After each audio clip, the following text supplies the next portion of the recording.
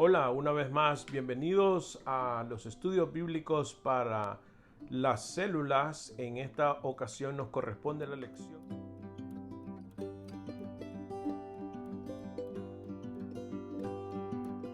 número 8, justificados ante Dios. Y dice la primera parte de reflexión: toda persona que ha buscado empleo, se ha inscrito en la universidad, ha tenido la ocasión de preparar su currículo o su resumen.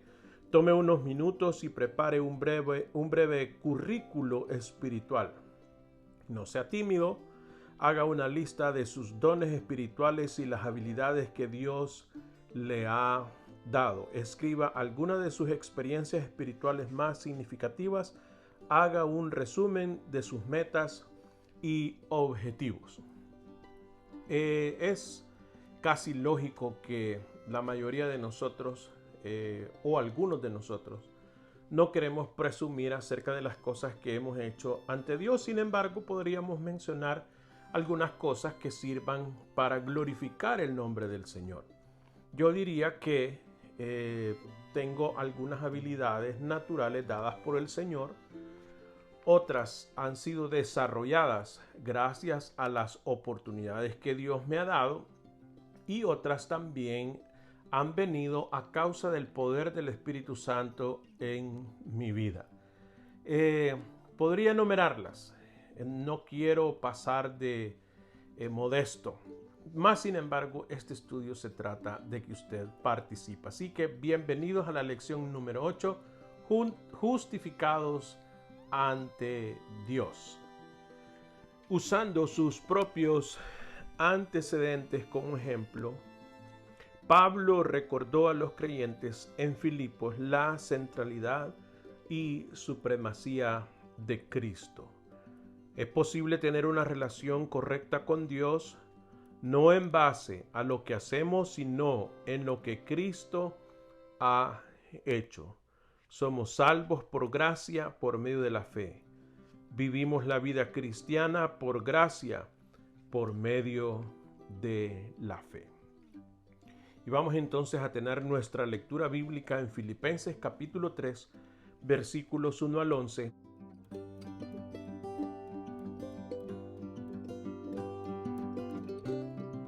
Una vez más leo la Nueva Versión Internacional.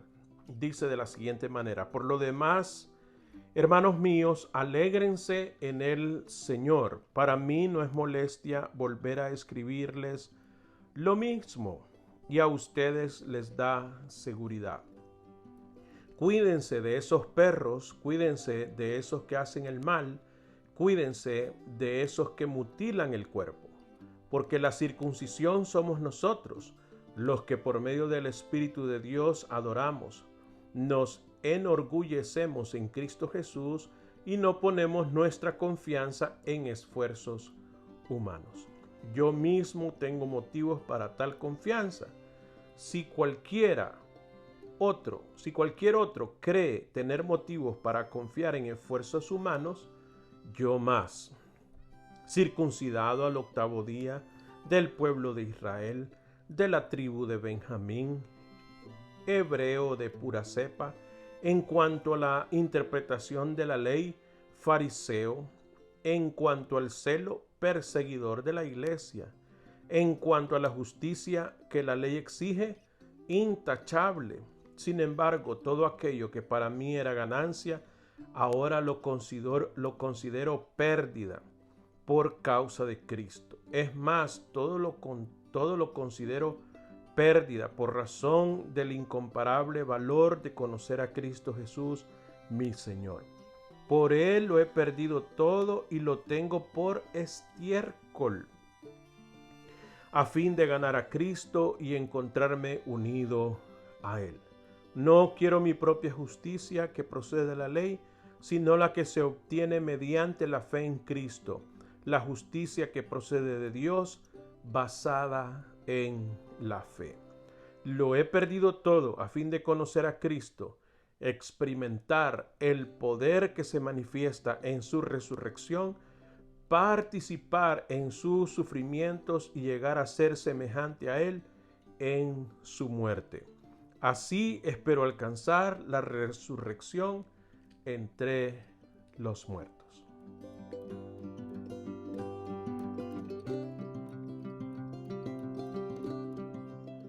Vamos entonces a responder algunas preguntas que apelan al texto que hemos estado leyendo. Y dice esta pregunta: ¿cómo indica Pablo aquí que el gozo es una decisión en lugar de un sentimiento escurridizo que va y viene?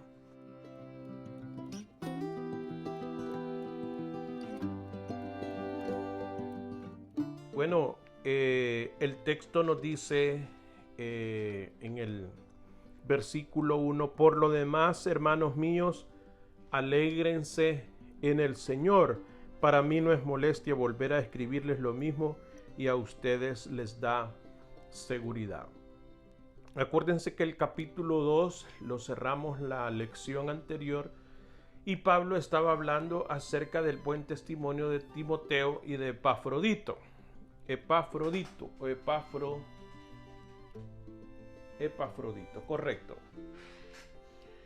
Y como Timoteo era fiel al testimonio de Cristo y como Epafrodito había estado tan enfermo a punto de la muerte, pero por causa del que lo habían enviado a los filipenses para tener algún cuidado de Pablo. Entonces comienza el capítulo 3 en el versículo, dice: por lo demás, hermanos míos, alégrense en el Señor. Ya que han visto el testimonio de estos dos grandes hombres, alégrense. Y también dice: para mí no es molestia volver a escribirles lo mismo y a ustedes les da seguridad. Así que no es una cuestión de qué tan extasiados o qué tan emocionados hemos salido de una reunión espiritual o de una asamblea o de una fiesta espiritual, sino que es una cuestión de convicción. Dice la siguiente inquietud: los llamados judaizantes seguían de cerca de los apóstoles y trataban de lograr que los gentiles conversos se sometiesen al rito de la circuncisión y otros ritos legalistas para ser salvos. ¿Por qué molestó esto a Pablo?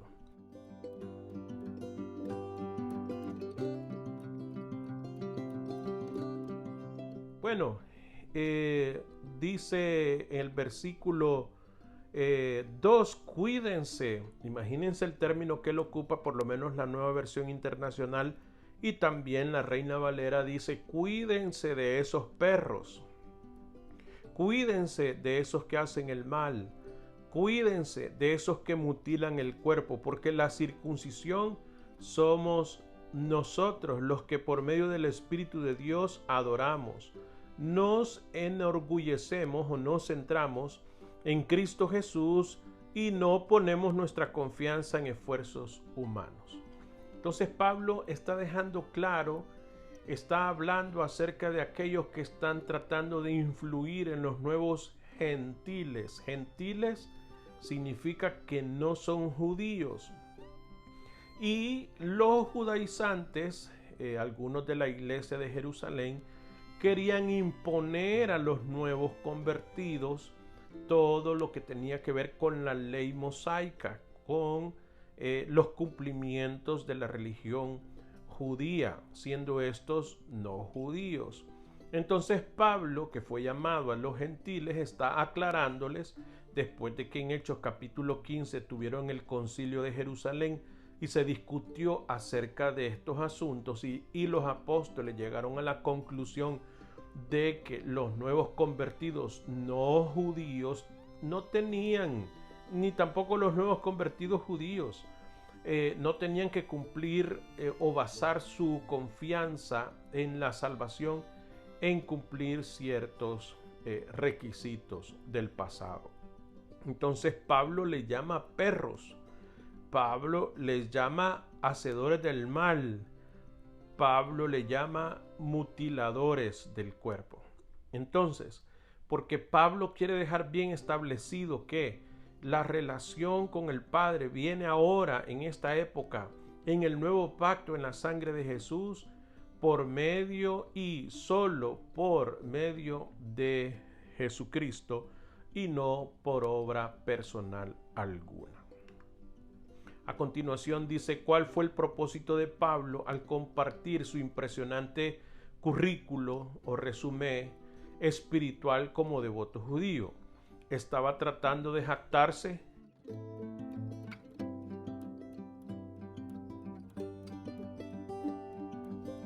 Bueno, el texto a continuación dice en el versículo 4, yo mismo tengo motivos para tal confianza. Dice, si acaso fuera cierto de que uno va a salvarse por las obras, pues yo tengo también de qué presumir. Yo tengo, dice el versículo 4, yo mismo tengo motivos para tal confianza. Si cualquier otro cree tener motivos para confiar en esfuerzos humanos, pues yo más. Y hace toda la descripción acerca de su afiliación religiosa como fariseo, su entrenamiento, etcétera, etcétera, etcétera. Entonces, él no estaba tratando de jactarse. Él estaba tratando de decir de que en el pasado que fue celoso de la religión judía y perseguidor de la iglesia, a pesar de que tenía todas las buenas intenciones y que estaba a favor del Dios verdadero, no estaba en el plan del Dios verdadero. O sea que estaba ejecutando piadosamente su deseo de defender la religión judía, pero estaba piadosamente equivocado. Que ese es uno de los grandes problemas. La gente cree que por creer en Dios y cumplir ciertos requisitos se va a salvar. Piadosamente están equivocados de acuerdo a lo que la Biblia dice, no a lo que yo quiero imponer. Y ese es el propósito de esta lección. ¿Cómo describe Pablo el cambio monumental que se llevó a cabo en sus actitudes y acciones religiosas?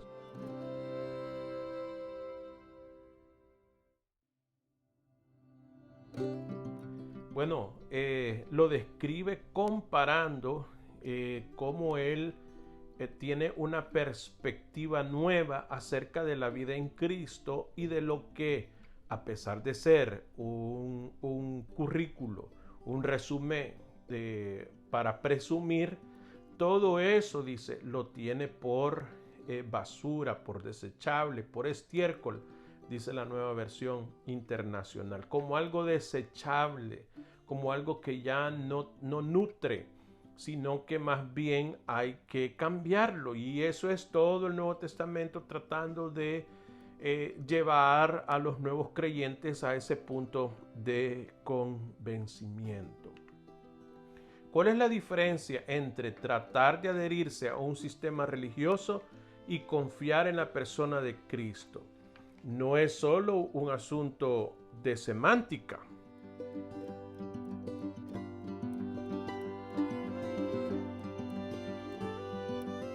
Ciertamente que no lo es, porque adherirse a un sistema religioso es cumplir ciertas normas. Confiar en la persona de Cristo es renunciar a mis grandes habilidades, a mis grandes talentos y confiar en el gran talento, en los grandes dones, en la grandeza del Dios que se hizo carne y vino y habitó entre nosotros y fue tan obediente que murió en la cruz. Así que no solamente es que creo en Cristo, a que tengo una religión. Hay algunos que dicen creer en Cristo y no pertenecer a la iglesia. También ahí hay una dificultad, porque como creyentes necesariamente, de acuerdo a la doctrina bíblica, uno tiene que pertenecer a la iglesia del Señor. No existen los cristianos solitarios, no existe tal cristianismo. El cristianismo verdadero, de acuerdo a la palabra del Señor, es uno que está relacionado con el pueblo de Dios, con la iglesia del Señor.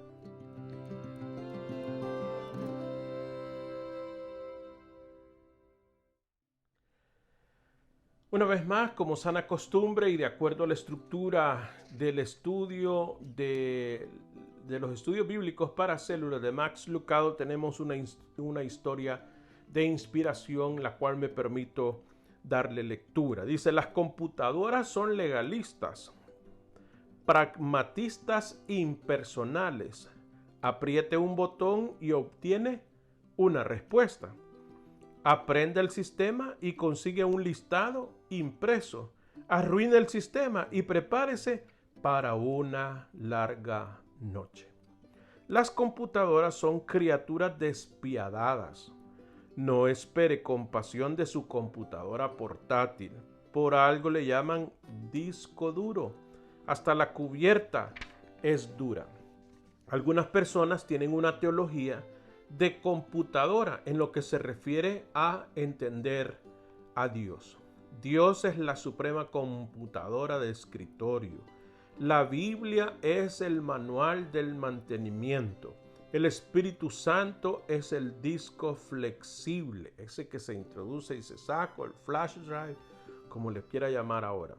Y Jesús es el número telefónico del servicio al cliente. Ayúdame, Señor, en mi dificultad. El programa no me está corriendo, el programa de la vida. Estoy tratando de ayudar a entender la historia. Llámelo cristianismo computarizado, dice Max Lucado. Apriete los botones correctos, ingrese el código correcto, inserte los datos correctos y bingo, imprima su propia salvación. Es religión profesional. Usted hace su parte y la computadora divina hace la suya. No hay necesidad de orar. Después de todo, usted controla el teclado. No se necesita estar ligado emocionalmente. ¿Quién quiere abrazar circuitos? ¿Y la adoración? Bueno, la adoración es una práctica de laboratorio. Inserte los rituales y vea los resultados. Religión computarizada. No hay que arrodillarse, no hay que llorar, no hay gratitud, no hay emoción. Es fabuloso, a menos que cometa un error, a menos que se equivoque, a menos que ingrese los datos erróneos o se olvide de guardar el manuscrito, a menos que se le sorprenda en el lado equivocado de un aumento de voltaje y entonces, mala suerte. Amigo, te las verás tú solo. Religión por computadora, eso es lo que sucede cuando uno reemplaza al Dios viviente con un sistema frío. Uno reemplaza el amor incalculable con un presupuesto pro forma. Uno reemplaza el sacrificio supremo de Cristo con los insignificantes logros del hombre. Cuando usted ve a Dios como una computadora y al cristiano como el que hace cálculos numéricos, manda el cursor, oprime botones, eso es religión por computadora. Dios la odia. Esa religión aplasta a la gente, contamina a sus líderes, corrompe a sus hijos. Vamos entonces ahora a reaccionar.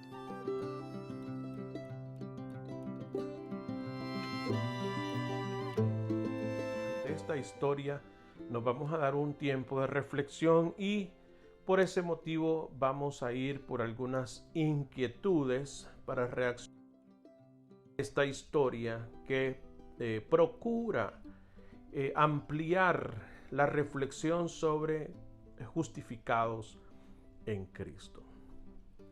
¿Cuál ha sido, dice la pregunta, su experiencia con el cristianismo computarizado?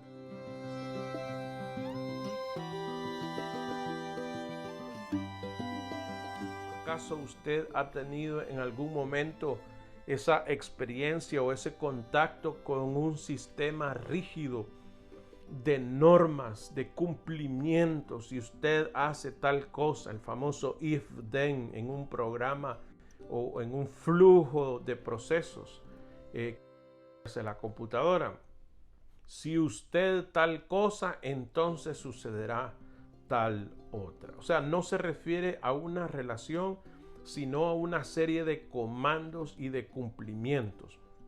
A eso se refiere o trata de poner la ilustración el autor, o sea, a un mecanismo rígido inerte, muerto, sin relación, sino más que solo resultados. Yo honestamente creo que sí existe tal cristianismo computarizado, al menos como la idea que pretende presentarnos Marx.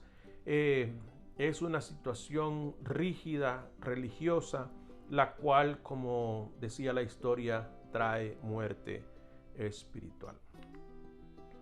Pablo habla de haber confiado anteriormente en la carne, según los versículos 3 y 4, o en esfuerzos humanos, de acuerdo a la Nueva Versión Internacional. ¿Qué quiere decir exactamente con esta frase?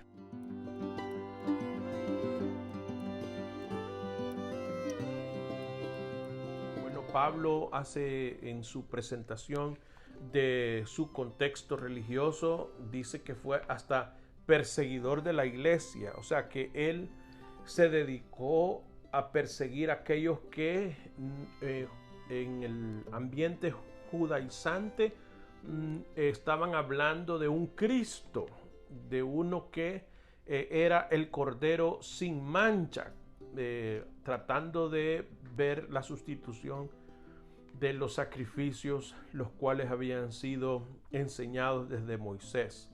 Entonces, dice que él hizo esfuerzos humanos para agradar al Señor.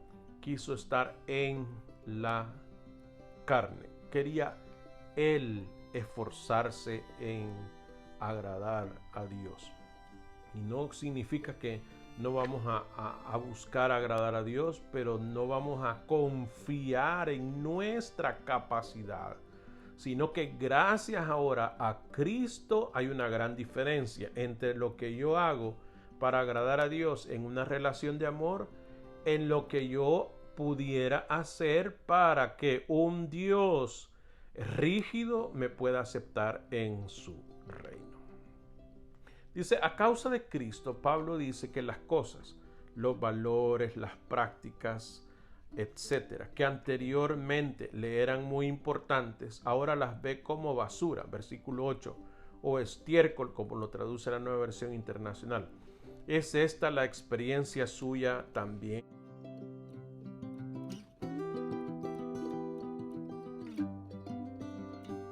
Pues ciertamente creo yo que debe de ser así, porque cualquier esfuerzo humano, por muy bueno que sea, llámese buenas obras, ayudar al prójimo, ser pastor, tener tiempo de oración, todo eso es bueno, pero no puedo confiar en esas actividades, por muy espirituales que parezcan, para yo ganarme el cielo, para yo ganarme la relación con el Señor. Entonces, hay una corriente espiritual cristiana, entre comillas, que se llama moralidad, que por moralidad nos vamos a salvar. Una cosa es agradar a Dios a través de buscar la santidad, y otra cosa es que algunos dicen que hay que tener santidad, o sea, un esfuerzo humano para agradar a Dios, trayendo a colación el texto que dice que sin santidad nadie podrá ver al Señor. Pero la santidad que Dios nos da a través de Jesucristo, justificados, santificados en Él y por el Espíritu Santo, es diferente al esfuerzo humano que yo pudiera hacer. Por eso es que Pablo dice, eso para mí es basura, eso para mí es desechable, ya eso no me sirve para nada en el sentido de ganarme el cielo. No que no fuera a echar uso de él. Si usted va a la lectura del libro de los Hechos, usted se va a dar cuenta cuánto le favoreció ser romano, cuánto le favoreció ser conocedor de la ley, cuánto le favoreció conocer la doctrina judaizante o judía para poder rebatir con hechos concretos con la verdad de Jesucristo. La gran pasión de Pablo en la vida era conocer a Cristo. Es fácil decir esto, pero ¿cómo lo practica uno realmente?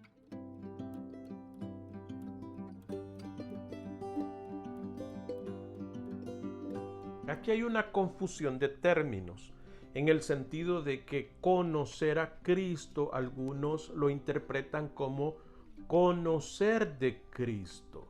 En otras palabras, de una manera académica, de una manera de hechos, de datos. Pero yo no me casé con mi esposa porque me aprendí de memoria el sitio donde ella nació, los años, donde vivió, qué experiencias tuvo, cuál es su número de identificación personal. No lo tengo memorizado. Tengo, por supuesto, la historia de ella la conozco en parte, no en detalles. Sin embargo, tengo una relación de amor con ella. ¿Por qué? Porque nos conocimos, o sea, nos relacionamos. En otras palabras, yo pondría esta inquietud, dice la gran pasión de Pablo en la vida, era relacionarse con Cristo. ¿Cómo entonces, hermanos, yo conozco, vamos a decir, en este ejemplo, sin deseo de hacer propaganda política, pero el señor Trump, todos saben quién es, pero ¿cuántos de nosotros lo conocemos? Se dicen cosas de él por lo que sale en las redes sociales o en las noticias, pero en realidad, ¿quién de nosotros lo conoce? ¿Cuántos de nosotros hemos pasado siquiera unas 5 horas conversando con él? Probablemente que ninguno de nosotros, y nos atrevemos a hacer comentarios negativos o positivos de el Señor sin conocerlo.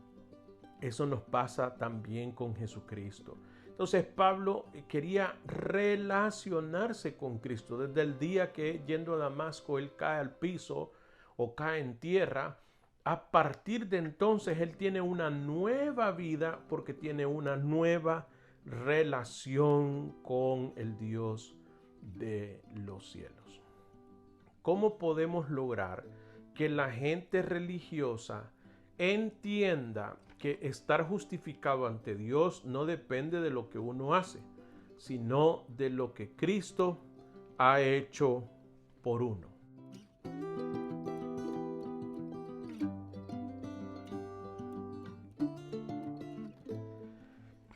Hay cosas que la razón no permite llegar a las conclusiones correctas. Esto es una cuestión espiritual.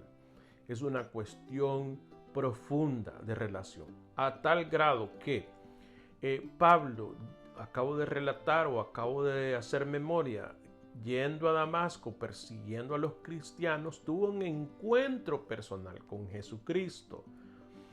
Y el mismo Señor le dijo: Pablo, ¿por qué me persigues?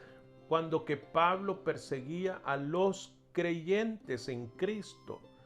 Y el Señor le dice: ¿por qué me persigues? O sea, en otras palabras, perseguía a los creyentes, estaba persiguiendo al Señor Jesús. Así que yo creo que lo que las personas necesitan es un encuentro personal con Jesucristo. No es una cuestión de afiliación religiosa, no es cuestión de que si así crecí yo por la religión que mis padres me heredaron, sea esta católica, evangélica o de la que sea. Se trata de una relación personal con Jesús. Esta debe de ser entonces única, creciente, vibrante, de tal manera que como Pablo se pueda desear conocerlo, relacionarse con él. Así que en primer lugar yo creo que podemos orar por las personas que queremos y deseamos que vengan al conocimiento de Jesucristo, para que el Señor mueva sus corazones y su mente, sus pensamientos, y les ponga en su voluntad el deseo de conocer más a Jesús. No la religión, no los rituales, sino conocer verdaderamente a Jesús y presentarles con amor la verdad de su palabra, de la doctrina bíblica. No de la doctrina bautista, no de la doctrina evangélica, no de la doctrina católica, sino de la doctrina bíblica. ¿Qué dice la Biblia al respecto? Y por último, Pablo no solo anheló tener el poder de Cristo, sino que también quería participar en su sufrimiento. Versículo 10. ¿Qué quiere decir esto?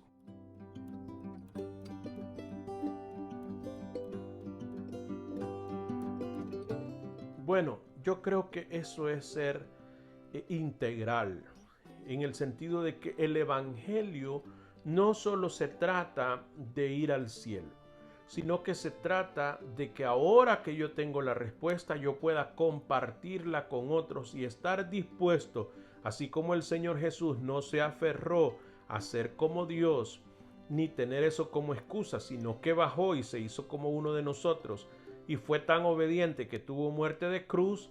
Así entonces nosotros también debemos de tener ese mismo sentir. Así dice la palabra, haya en vosotros este mismo sentir que hubo en Cristo Jesús. Debemos entonces de estar dispuestos al martirio. Lo comentaba yo el otro domingo en la predicación de la iglesia. Se predica el evangelio de la prosperidad, pero no se predica el martirio en Cristo. Las diferentes sociedades occidentales, en este caso en el sector donde nosotros vivimos del mundo, no hay mucha persecución. Digo, no hay mucha. No dije que no hay ninguna. Hay sectores donde sí persigan los cristianos. Pero el punto es que debemos de estar conscientes que algún sufrimiento, un padecimiento por nuestra fe no debería de extrañarnos, debería de ser lo más normal, porque así el Señor Jesús también nos lo mostró. Y puedo seguir hablando sobre el tema y puedo seguir poniendo ejemplos, pero es importante que ustedes puedan participar también.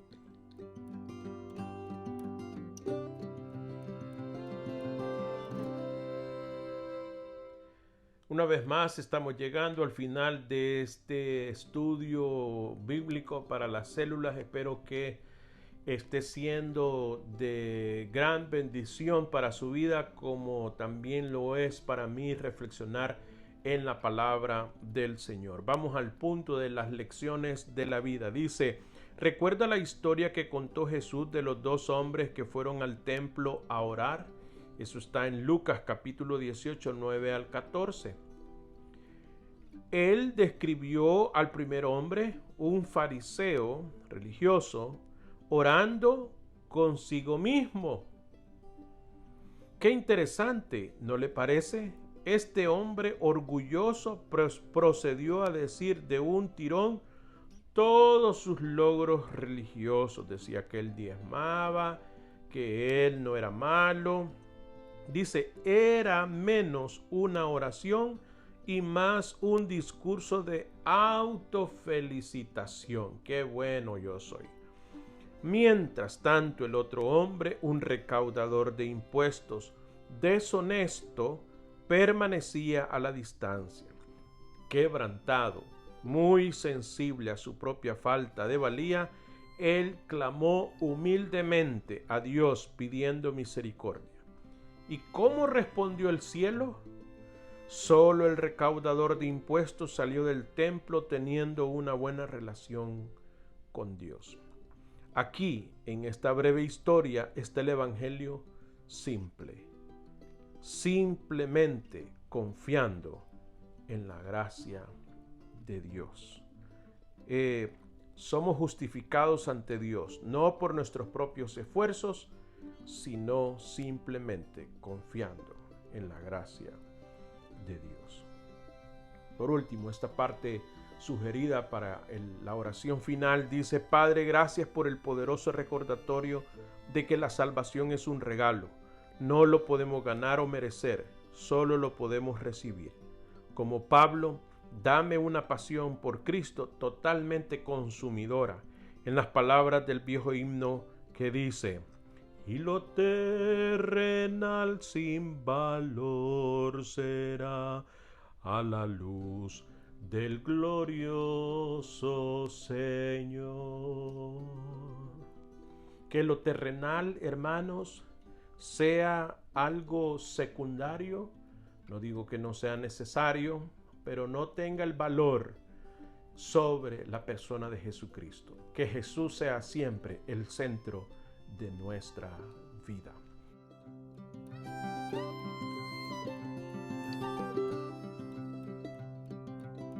Muchas gracias, hermanos, por habernos acompañado a este estudio bíblico para las células. De verdad estoy muy agradecido de su interés y deseo que el Señor les pueda continuar bendiciendo. Será hasta una próxima vez que podamos considerar la Escritura y reflexionar sobre ella. Hasta pronto.